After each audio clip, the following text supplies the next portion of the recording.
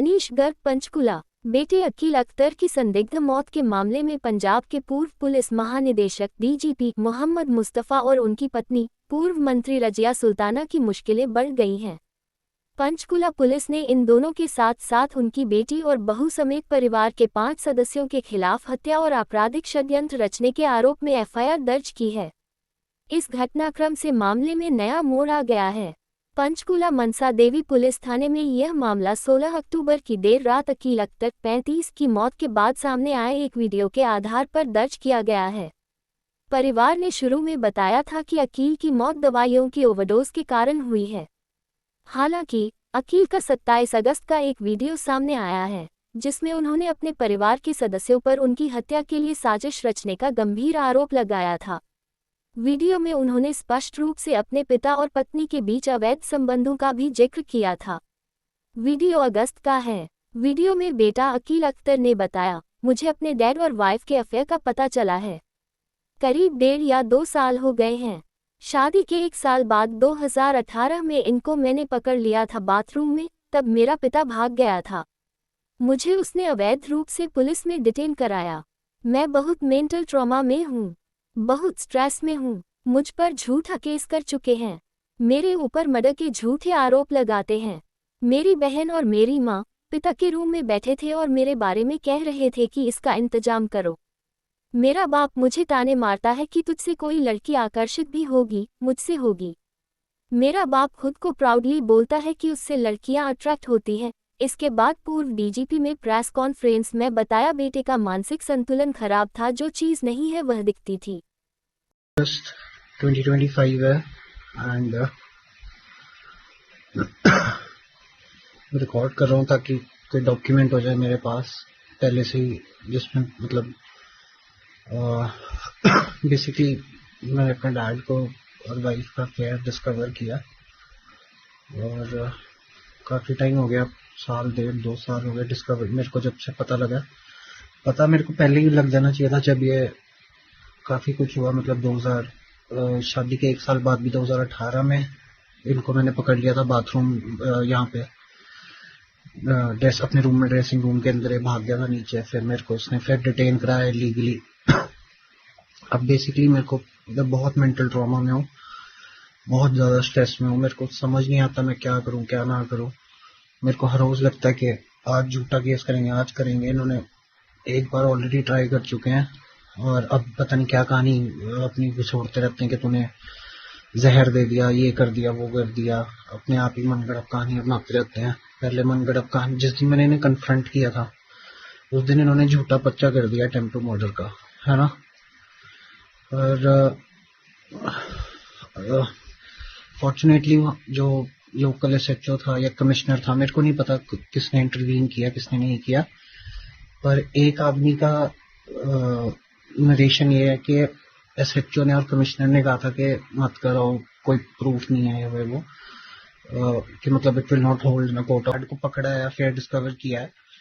This is not कि मेरी wife थी उसके साथ अफेयर हुआ या कुछ हुआ। दिस इज ऐसा कुछ नहीं है। I thought about it long and hard, क्योंकि कुछ है नहीं यहाँ पे सोचने को। सिर्फ all day I keep worrying, all day I keep thinking about कि क्या हुआ, कैसे हुआ। Every time I'm just lost in thought. So when I realize things and I connect the dots, I feel like he knew her already, है ना? Because first day पे she didn't let me touch her, and next morning she was taunting me.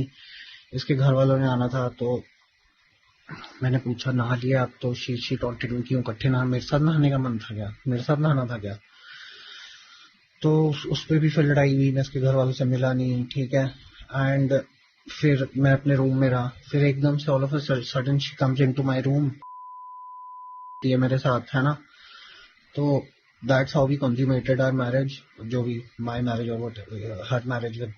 तारीख को अकील की एक video आती है जिसमें वो अपने परिवार के ऊपर एलिगेशन लगाता है, और 3 तारीख को उसने एक फ़ोटो खींच के डाली कि ये मेरी डायरी है, डायरी के नीचे लिखा कि डेथ डिक्लेरेशन है और ये पॉइजन है जो मेरे जाने के बाद बॉडी में रिकवर किया जाए। फिर मैंने फिर उसके बाद 16 तारीख को मैसेज आता है कि जी उसकी अचानक डेथ होगी। तो ज़मीन ने इजाज़त दी कि जाके कुछ ना कुछ करना चाहिए। तो हमने यहाँ CP साहब को और DGP साहब को शिकायत करी, तो उसके ऊपर निष्पक्ष जांच करके कार्रवाई होगी मैडम। जी, जो इसमें मामले में आपने एक वीडियो दी थी, उस वीडियो में जैसे कि ये सामने आया था कि कई तरह गंभीर आरोप लगाए थे, किस तरह के आरोप थे? मैंने गंभीर आरोप लगाए थे। उसने कहा था कि मेरे फादर की मेरी वाइफ के साथ रिलेशन है और मेरी बहन जो है मेरी माँ के साथ बैठ के ये डिस्कस कर रही है कि इसका क्या करे। तो सारे जो मतलब हर चीज़ लोगों के सामने ही है, वो हर चीज़ के ले मतलब तो लिटरली अपनी मॉम के साथ बैठे हुए, मतलब मेरी मॉम और मेरी बहन मेरे डैड के कमरे में बैठ के अंदर डिस्कस कर रहे थे और मैं बाहर से सुन लिया कि इसका कुछ इंतजाम करो, इसको टेक केयर ऑफ हिम। मतलब जो आइडियाज ये आई कैन नॉट इवन से, ये कहते हैं कि इनका बेसिकली प्लान है either to have me falsely imprisoned or to have me killed, which is ये इनका पंचकुला में चल नहीं रहा बस, क्योंकि यहाँ पे इनके अंडर नहीं है police and all, so they're waiting के ये जब सरकार में मतलब पावर में आएंगे तो दे ऑब्वियसली हैव अ से और थोड़ी इन्फ्लुएंस होगी इनकी यहाँ पे भी। तो ये झूठा उठा अपना कुछ भी तीनों मिलके मनगढ़ंत कहानी डाल के मेरे को जेल भिजवा देंगे। ये जो आपने बताया पूर्व DGP मोहम्मद मुस्तफ़ा सर और जो पूर्व मंत्री हैं पंजाब के रज़िया सुल्ताना मैडम, उनके बेटे अकील अख्तर, इनकी संदिग्ध हालात में वो मृत अवस्था में पाए गए थे अपने घर पे। घर इनका MDC पंचकुला में है। तो उसी के आधार पर एक कंप्लेंट हमें रिसीव हुई थी और बेसिस दैट कंप्लेंट हमने अब FIR दर्ज की हुई है और वो सेक्शन है मर्डर के और कॉन्स्पिरेसी के, और ये दर्ज की गई है फैमिली मेम्बर्स के अगेंस्ट, जिसमें उनके पिता श्री मोहम्मद मुस्तफ़ा, उनकी माताजी रज़िया सुल्ताना और मृतक की बहन। शादी नहीं हुई इसकी मेरे बाप से शादी हुई है, ठीक है। And now they're establishing a false narrative कि मैंने पहले ये कहते थे मैंने हेलुसिनेट किया, फिर उसकी I made the mistakes of arguing with them, है ना। मैंने उनको काउंटर आर्ग्यूमेंट्स दे दी अपनी, वरना ये कोर्ट में वहीं पे फेल हो जाते, बिकॉज पहले ये कहते थे कि you hallucinated and then I brought up the point that why am I being if I have hallucinated such a big event, है ना। किसी ने हेलुसिनेट कर लिया अपने रूम में तुम्हारे बाप को और तुम्हारी बीवी को इकट्ठे, तो ऑब्वियसली उसकी मेंटल हालत ठीक नहीं है। He should not be allowed to drive, है ना। Why was I being allowed to drive myself to the court and back, हाँ। एंड ये आर्ग्यूमेंट गलती से मैंने इनके सामने रख दी, फिर कहने लगे तो डिल्यूशनल है। जो भी इनकी नैरेटिव इनका चेंज होता रहता है ना, स्टोरी हर वक्त। जब भी इन्होंने अबडक्ट करा के लिटरली विदाउट माय कंसेंट मेरे को किसी रिहैबिलिटेशन सेंटर में बंद रखा, जो कि प्रीवियसली मैं रिहैबिलिटेशन सेंटर में जाके आया था and I was clean, I was of any substance and hence जो इनकी दूसरी कन्फाइनमेंट थी वो it is totally legal, because मैं नशे में नहीं था, कुछ नहीं था। अगर मेरी मेंटल हालत ठीक नहीं थी, I should have been sent to a mental hospital, not a rehabilitation centre. ना मेरे को डॉक्टर को दिखाया गया, ना कोई डायग्नोसिस हुआ, कुछ नहीं हुआ, मुझे रिहैबिलिटेशन सेंटर भेजा गया। और वहां पे इन्होंने, क्योंकि जब इन्होंने पिछली बार भेजा था ना सेंटर में, कहते हैं शेयर करो अपनी भावना को, शेयर करो। मैंने शेयर कर दिया कि क्यों हूं मैं यहाँ पे, क्यों नहीं हूं, कि मैंने अपने बाप को और बीवी के अफेयर को डिस्कवर कर लिया है एंड घर पे ऐसा माहौल है, ये है वो है। At that time I did not know कब तक रखेंगे कब तक नहीं, एंड मैं बहुत डरा हुआ था।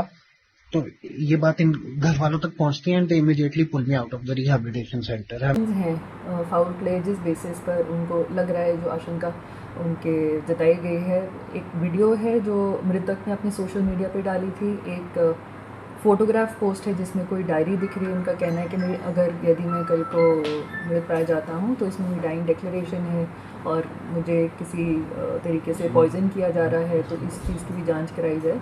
तो उन सभी को हमने अपनी इन्वेस्टिगेशन में शामिल कर लिया गया है, और ताकि इस मामले की संजीदगी को देखते हुए इस मामले में एकदम पारदर्शिता से और एकदम फेयर इन्वेस्टिगेशन हो, उसके लिए हमने तुरंत एक ACP रैंक ऑफिसर के अंडर SIT भी गठित कर दी है, और पूरा प्रॉपर साइंटिफिक एविडेंस के बेसिस पर चाहे वो वीडियोज़ जेन्युइन है या नहीं, विसरा सैंपल्स की जो रिपोर्ट्स हैं उसमें कुछ पॉइजनिंग आता है या क्या कॉज ऑफ डेथ रहा, उस बेसिस पर हम